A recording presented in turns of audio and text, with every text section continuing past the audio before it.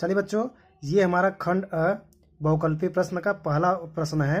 तो पहला प्रश्न बच्चों क्या करा है कि एक त्रिघात बहुपद के अधिक से अधिक शून्यांकों की संख्या कितनी होगी। बच्चों मैं आपको बता दूं कि जो शून्यांक होते हैं हमारे शून्यांक बच्चों वो होते हैं जो हमारे बहुपद के हल होते हैं, मतलब बहुपद के सलूशन। ठीक है, अगर ये पोला है त्रिघात बहुपद, जैसे हम त्रिघात बहुपद जैसे मान लो x3 plus 5x² plus 2x+3। देखिए इसमें 3 घात है ना, तो इसे हम त्रिघात बहुपद कहते हैं। तो त्रिघात बहुपद में अधिकतम शून्यों की संख्या कितनी होती है, तो शून्यों की संख्या हमेशा कितनी होती है, 3। जितनी घात ज़्यादा होती है उतने इसके सलूशन या शून्यक होते हैं। ठीक है, चलिए हम दूसरे वाले क्वेश्चन बात करते हैं। तो हमारा दूसरा वाला क्वेश्चन कह रहा है कि संख्या 140 का अभाज्य गुणनखंड होगा। 140 का अभाज्य गुणनखंड क्या होगा।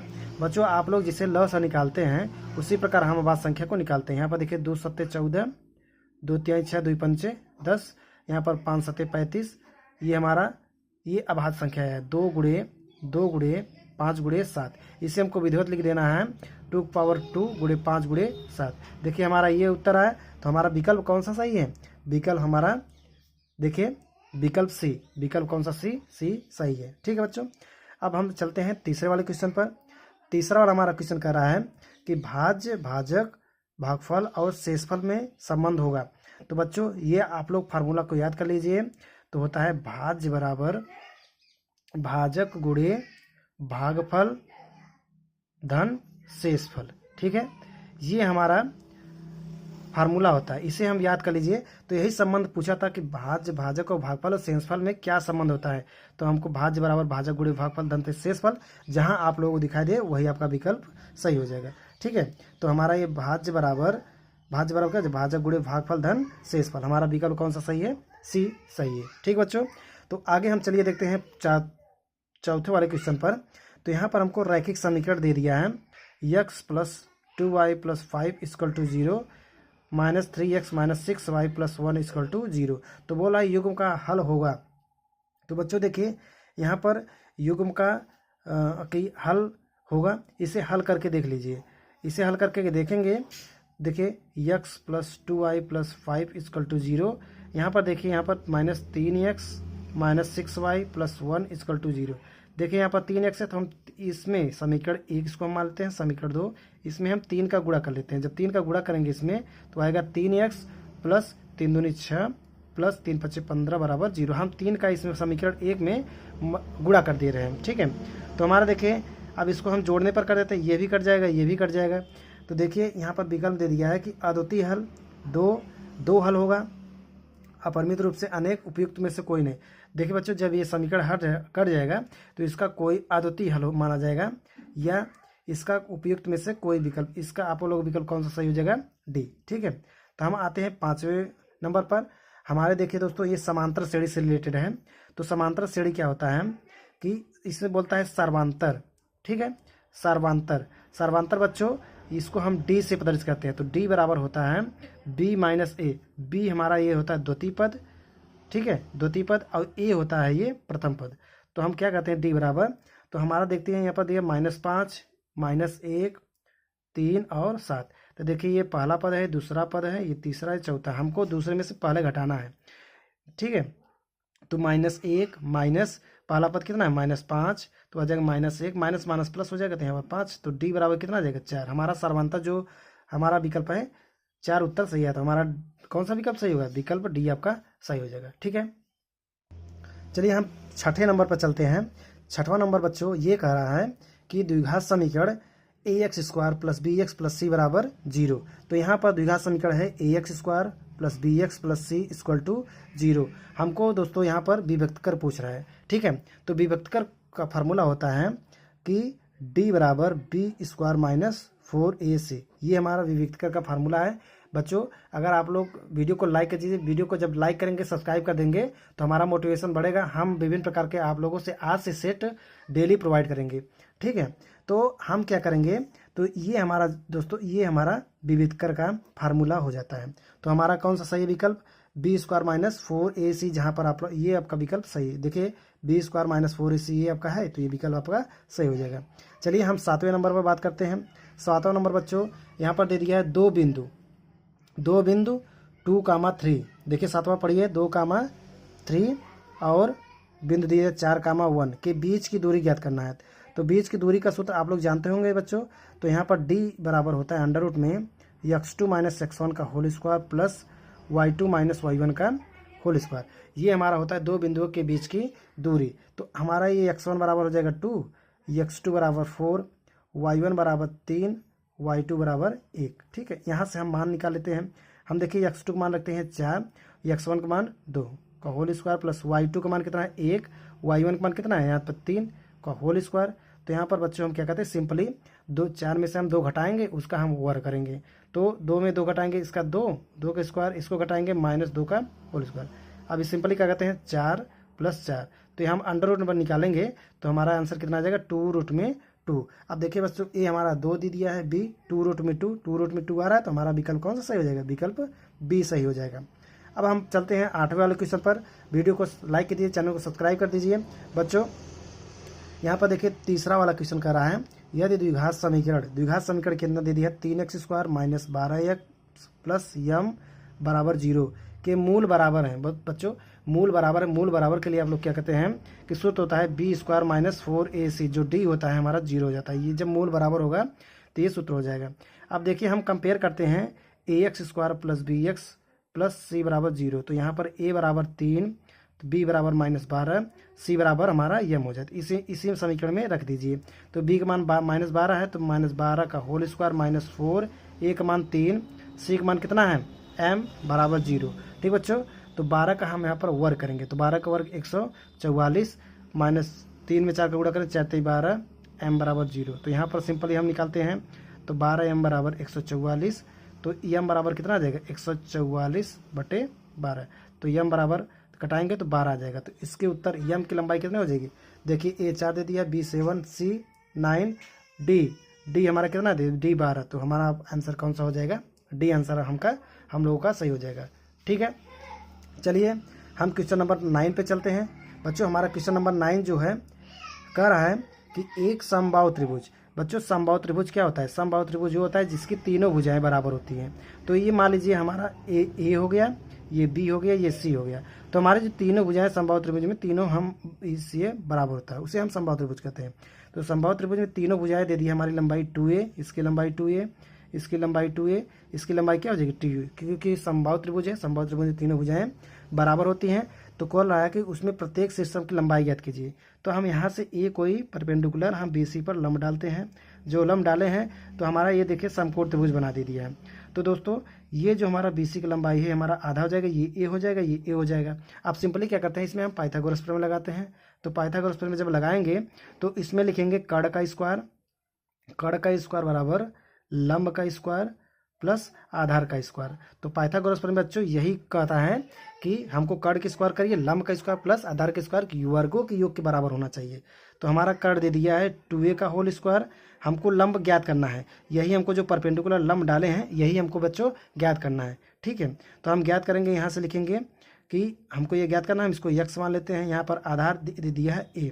तो यहाँ पर 4a का स्क्वायर, जो a स्क्वायर इस साइड है हम बराबर इस साइड लेते हैं, इसको हम लिखते हैं -a² बराबर x²। ठीक है, यहाँ से हम सिंपली हम x का मान लेते हैं, x² बराबर हो जाता है 3a²। तो यहाँ से x बराबर a√3। ठीक है, तो हमारा जो a√3 ये सेंटीमीटर है। तो हमारा जौन सा विकल्प a√2 आपका विकल्प सी सही हो जाएगा। ठीक है, चलिए हम नेक्स्ट क्वेश्चन पर चलते हैं, क्वेश्चन नंबर 10 पे। चलिए बच्चों क्वेश्चन नंबर 10 हमारा क्या कह रहा है कि ये हमारा निम्नलिखित सारणी का समांतर माध्य ज्ञात करना है। तो यहाँ पर देखिए हम सबसे पहले क्या लिखते हैं, वर्ग अंतराल हमको दे दिया है 1 से 5। ठीक है, यहाँ से दे दिए 3 से 5, 5 से 7, 7 से 9, 9 से 11। इसका हमको क्या करना है, समांतर माध्य ज्ञात करना है या माध्य ज्ञात करना है। इसकी बारंबारता दे दी है। दोस्तों आप लोग इसे रट लीजिए, आप लोगों को एक क्वेश्चन अवश्य पूछेगा। ठीक है, तो वीडियो को इसी के साथ आप लोग सब्सक्राइब कर दीजिए और लाइक कर दीजिए, जैसे कि आप लोग जब बैठेंगे एग्जाम में तो हम लोग क्या कहते हैं कि ये रटा हो जाएगा। देखिए वर्ग अंतराल 3, 3 से 5 2, 5 से 7 कितना है बारंबारता 4, 7 से 9 कितना है 2, और 9 से 11 कितनी है 3। ठीक है, तो इसको हम वर्ग अंतराल का इसको हमको माध्य ज्ञात करना है। तो माध्य ज्ञात करने के लिए बच्चों ये हमारा यफ हो जाता है, हमको यक्स निकालना रहता है। तो यक्स कहाँ से निकालते हैं, यहाँ से। इसका हम आधा कर लेते हैं, दोनों का जोड़ कर हम क्या करते हैं कि आधा कर लेते हैं, ठीक है। तो 5 में से 1 जोड़ेंगे 6, 6 का आधा कितना हो जाएगा 3। इसी प्रकार 5 में 3 जोड़ेंगे 8, 8 का आधा 4, 7 5 12, 12 का आधा कितना हो जाएगा 6। इसका आधा 9 में 7 जोड़ेंगे कितना 16, 16 का आधा 8।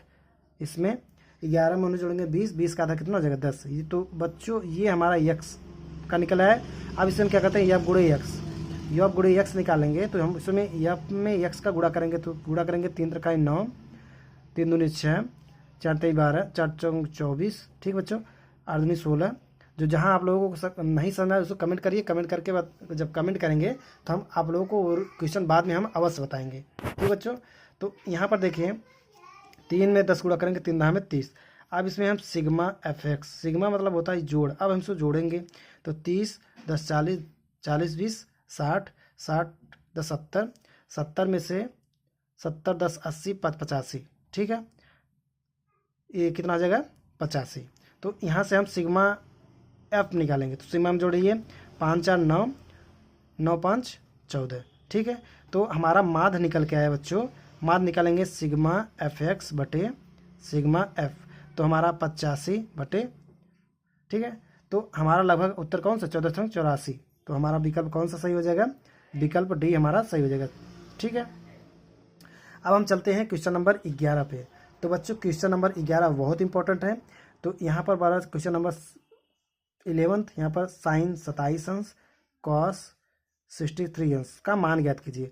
तो यहाँ पर सिंपली हम क्या करते हैं, साइन को हम सिंपली इसे लिखते हैं साइन 90 माइनस, यहाँ पर हम 63 घटा दें। जब 63 घटाएंगे बच्चों तो क्या होगा, ये देखिए 90 में से 63 घटाएंगे तो 27 आ जाएगा, इसके मान पर कोई चेंज नहीं पड़ेगा। तो यहाँ पर और कास 63, तो एक सूत्र होता है कास साइन 90 माइनस थीटा बराबर क्या होता है कास थीटा। तो ये कॉस कितना हो जाएगा 63 बटे कॉस 63, ये 63 कट जाएगा तो हमारा आंसर कितना आ जाएगा 1। तो हमारा विकल्प कौन सा सही हो जाएगा, विकल्प 1 आपका सही हो जाएगा। चलिए हम क्वेश्चन नंबर 12 देखते हैं क्या कर रहा है। क्वेश्चन नंबर 12, कास ए बराबर √2/2, तो साइन ए का मान ज्ञात करना है। तो 12 कह रहा है कि कास ए बराबर √3/2। तो अब देखिए बच्चों, कास ए जो हमारा होता है मतलब जो टेबल होता है ट्रिग्नोमेट्री का, तो उसमें हमारा जो कॉस 30 का मान क्या होता है √3/2। तो हमारा कॉस का सिंपली कैंसिल आउट हो जाएगा। तो यहाँ पर ए का मान कितना हो जाएगा 30। तो हमारा साइन 2a का मान ज्ञात करना है। तो साइन 2a का मान दिया है 30 डिग्री, तो साइन 60 का मान कितना हो जाएगा √3/2। तो हमारा ये विकल्प कौन सा सही है, 1 दिया, 0 दे दिया है, 1/2 डी दे दिया है। जब डी दे दिया है तो आप लोग उसमें गोला करेंगे, जो OMR मिलेगा उसमें सिंपली क्या करेंगे गोला। मैंने आप लोगों को विधिवत बताया है किस प्रकार गोला करेंगे, एक क्वेश्चन गलत ना हो पाए, जिससे कि आप लोग नंबर आसानी के साथ, बहुत इंपॉर्टेंट होता है, एक एक नंबर आगे चल के बहुत महत्वपूर्ण होता है। तो यहाँ पर हम 13 वाले क्वेश्चन में बात कर रहे हैं। तो यहाँ पर 1 + tan का स्क्वायर बटे 1 + cot का होल स्क्वायर, ठीक है। तो यहाँ पर सिंपली चलिए, यहाँ पर सिंपली जो होता है, यहाँ पर हम सिंपली जो सेक स्क्वायर, यहाँ पर थीटा सेक स्क्वायर सूत्र होता है कि sec square theta minus tan square theta बराबर 1। तो यहाँ पर सेक स्क्वायर थीटा तो बराबर 1 + tan स्क्वायर थीटा है। तो इसको हम क्या लिख सकते हैं सेक स्क्वायर ए बटे, इसको हम क्या लिख सकते हैं कोसेक स्क्वायर ए। तो इसे हम सिंपली कास ऊपर चला जाएगा, इसके क्या बोलते हैं साइन स्क्वायर, नीचे चला जाएगा कॉस हो जाएगा। इसके हम विपरीत साइन स्क्वायर बटे कॉस स्क्वायर लिख सकते हैं। तो इसे हम क्या लिख सकते हैं tan स्क्वायर ए। तो देखिए जहाँ पर हमारा tan स्क्वायर है तो हमारा डी विकल्प डी आपका सही हो जाएगा, ठीक बच्चों। चलिए हम क्वेश्चन नंबर 14 पे चलते हैं। 14 हमारा बोल रहा है यदि साइन 2a बराबर 2 sin a सत्य होगा जब a बराबर होगा। चलो बच्चों क्वेश्चन नंबर 14 जो है, क्वेश्चन नंबर 14 हमारा कह रहा है, क्वेश्चन नंबर 14, ठीक है। तो यहाँ पर साइन 2a बराबर 2 sin a, ठीक है। तो यहाँ पर 2 sin a, साइन 2 एक फार्मूला तो साइन 2a इंटू कास ए बराबर 2 sin a। तो 2 sin a 2 sin cancel out हो जाएगा, तो कास ए बराबर हो जाएगा 1। तो कास ए किस मान बराबर था कास 0, तो ए बराबर ए का मान कितना हो जाएगा 0 अंश। तो देखिए हमारा जो ए विकल्प है हम लोगों का सही हो जाएगा। इसी प्रकार 15 वाले क्वेश्चन पर बच्चों यहाँ पर बोल रहा है, 15 वाला क्वेश्चन क्या बोल रहा है कि यदि परिधि जो दे दिया है 22 सेंटीमीटर परिधि वाले एक वृत्त के चतुर्थांश का क्षेत्रफल ज्ञात करना है। सबसे पहले मैंने ये वृत्त बनाया, इसी वृत्त का क्षेत्रफल पूछ रहा है ठीक है। तो परिधि इसका दे दिया है, परिधि कितना दे दिया है 22 सेंटीमीटर। तो परिधि का सूत्र होता है कितना 2πr बराबर 22। तो लिखेंगे 2 गुणे 22/7। आर का मान यहाँ आर का मान क्या रहा है पूछ रहा है, तो बराबर 22। ठीक है। तो यहाँ पर 22 कट जाएगा, तो आर का मान आ गया 7/2। तो हमका क्षेत्रफल क्या था, तो वृत्त का क्षेत्रफल क्या होता है πr²। तो पाई का मान 22/7, आर का मान स्क्वायर है तो 7/2, 7/2 तो कट जाएगा। तो इसे हम 11, तो 11 77/2 हमारा क्या हो जाएगा 77/2, ये हमारा आंसर हो जाएगा। ठीक है। 16 बच्चों हमारा पूछ रहे हैं कैप्सूल संयोजन क्या होता है। तो बच्चों ये आप लोगों का बहुत इंपॉर्टेंट है। इसमें आप लोग जब एग्जाम में बैठेंगे तो आप लोग देखेंगे एक क्वेश्चन आप लोगों से इससे पूछेगा। तो कैप्सूल जो होता है बच्चों, आप लोग जो कैप्सूल जो होता है कैप्सूल जरूर खाए होंगे। तो कैप्सूल का देखेंगे डिजाइन इस प्रकार होता है, कैप्सूल इस प्रकार डिजाइन होता है। ठीक है। तो कैप्सूल वो है, कैप्सूल संयोजन होता है बेलन का। देखिए हमारा ये बेलन का आकार है, प्लस जो हमारा ये अर्ध वृत्त होता है, दो अर्धगोला जो जुड़ा होता है दोनों साइड में, 2 अर्धगोले। तो हमारा विकल्प कौन सा हो जाएगा, विकल्प सी सही हो जाएगा। ठीक है।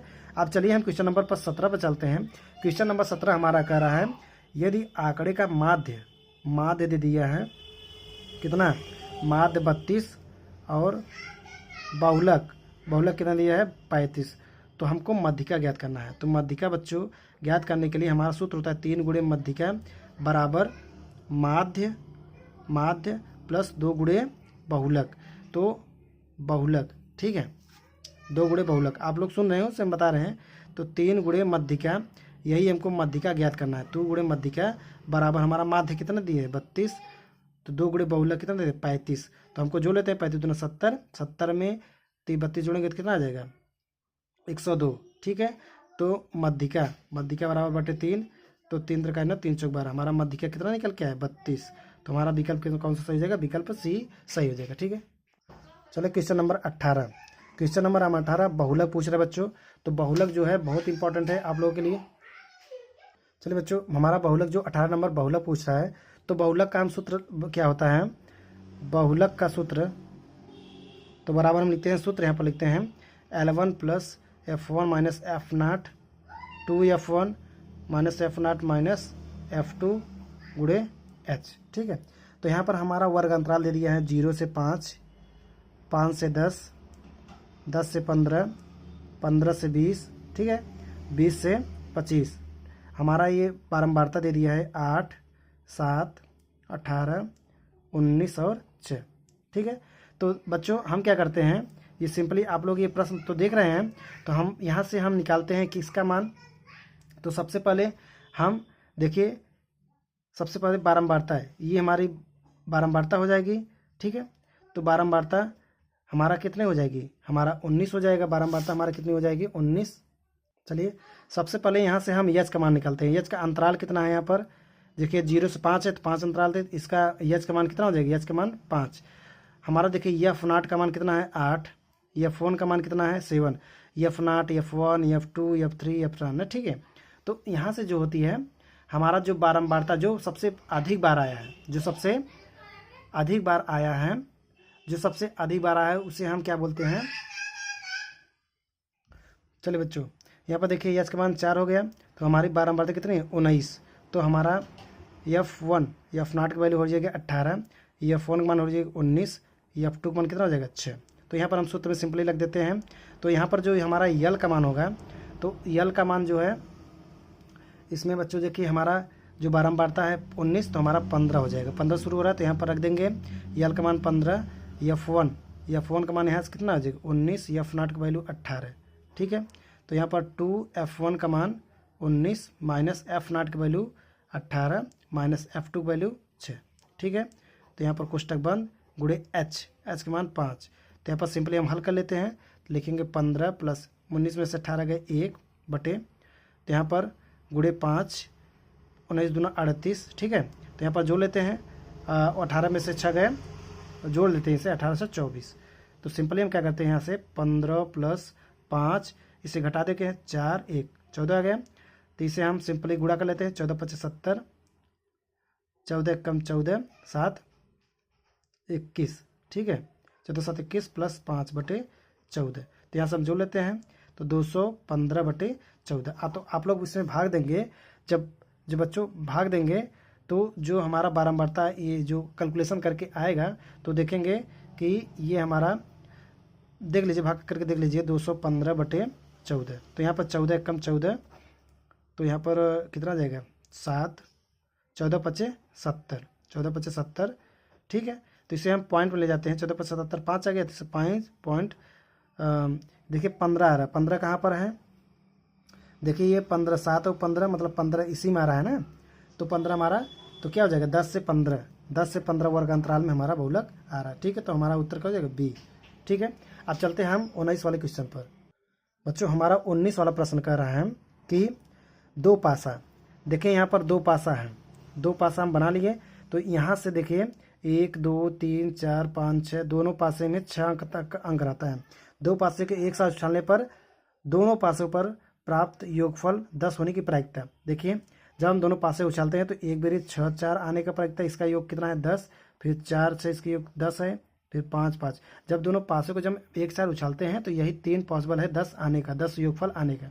तो ठीक है 3 बटा क्या लिखे हैं, यहाँ पर लिखेंगे 36, क्योंकि 6 गुणे 6 बराबर 36, 6 अंक इसमें 6 इसमें 36 आने की प्रोबेबिलिटी है। तो यहाँ पर 1/, इसे हम कटाएंगे 3 एकम 3 2 6, तो प्रोबेबिलिटी कितना हो जाएगी 1/12, हमारा ए विकल्प सही हो जाएगा।